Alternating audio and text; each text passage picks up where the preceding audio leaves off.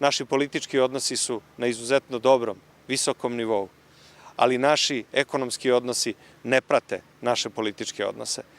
Podsećanja radi, u vreme nesvrstanih, u vreme predsednika Tita i predsednika Nasera, ekonomska razmena između tadašnje Jugoslavije i Egipta je bila nekoliko desetina puta veća nego što je danas. Naša zastava je nekada ovde izvozila svoje automobile.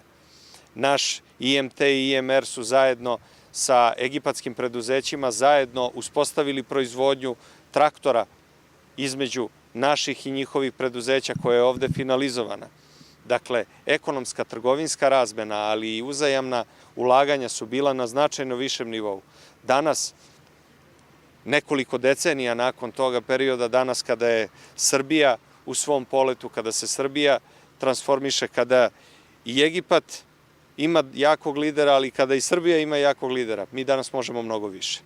I upravo zbog toga uveren sam da će nakon posete predsednika Al-Sisija Srbiji, nakon susreta sa predsednikom Vučićem, biti poslat jasan i jak signal i našim privrednim zajednicama i da ćemo u godinama koje dolaze biti u prilici da svedočimo opet intenziviranje ekonomske saradnje i mnogo veći trgovinski i ekonomski obrt između naše dve ekonomije, između naše dve države, ali možda i posle više decenije prvi put i zajedničke investicije.